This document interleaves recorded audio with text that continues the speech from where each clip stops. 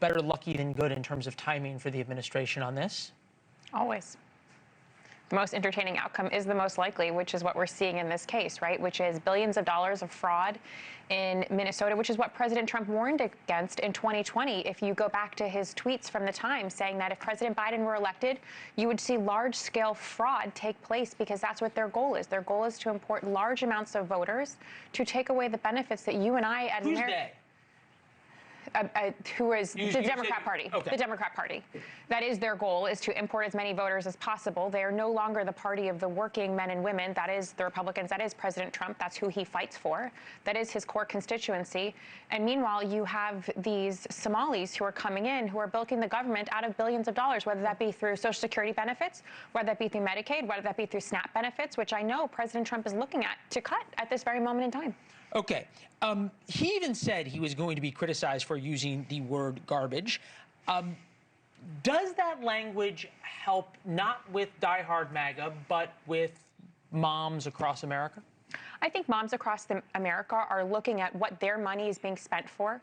I think it is a very hard economy, no matter who's president. And you look at the bills and what you're spending for in our kids. Thanks to President Biden, we've seen inflation go up and things cost more than they ever have. And when you have situations like that, I don't want my money going towards, non-citizens here. There's a difference between saying you don't want your money going there and calling someone garbage, right? Sure, but would you let your kids use that language?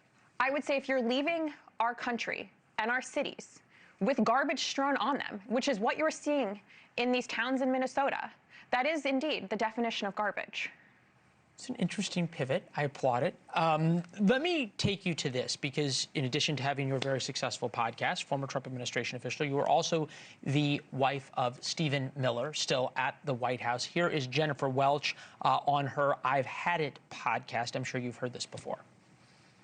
If you think that my opinion that you and your husband are Nazi white nationalists is hateful, good. I will never stop calling out the injustice and the cruelty and the Nazi-style ideals that your husband has. You're sociopaths. You are literally, when I think of horrible people in this country, you and your husband are at the very top of the list. When I think of horrible people in this country, I think of the Afghan refugee who shot in cold murder a National Guard soldier patrolling our streets of D.C. I think about the tens of thousands of illegal aliens who are committing crimes across our country, whether that be rape, DUI, murder, and President Trump's work to deport, and my husband's work to deport those illegal aliens and make our streets safer. Does it make you angry at all? No, she's an irrelevant person who's delusional, who believes that her words, should anything ever violent happen to my family or to conservatives, that she wouldn't be responsible. And that type of violent rhetoric is what led to the murder of our dear friend Charlie Kirk. It has no place in public discourse. Okay. And I think political discourse only gets worse and more violent because of rhetoric like this. There is now a split. And we have often said on this program that Donald Trump's real political genius is getting his opposition to take unpopular positions. Here is the mayor and the Minneapolis police chief promising to protect Somalis. Take a listen.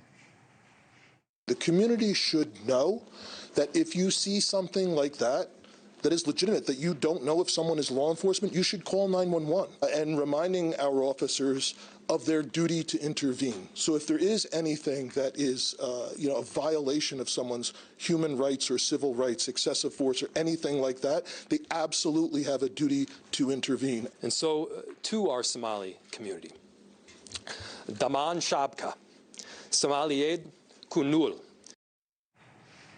I don't speak Somali, but we'll try to get the translation for that. Who wins this fight?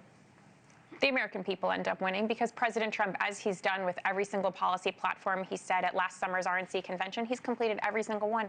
President Trump does what he said he's going to do, which is why the Democrats are so upset, which is why they try to tear us down each and every single day. But if you go back and look at Minnesota, for example, the police chief there originally said we need to get the crime by these East Africans under control, only to apologize mere days later. That's not taking policing very seriously. It's politicizing what is going on in Minnesota, which is rampant crime. All right. Katie Miller, thank you very much. Thank you. Always fun to have you. Thank you for watching. Subscribe below and download our NewsNation app right now on your phone, and you will get fact-based, unbiased news for all Americans.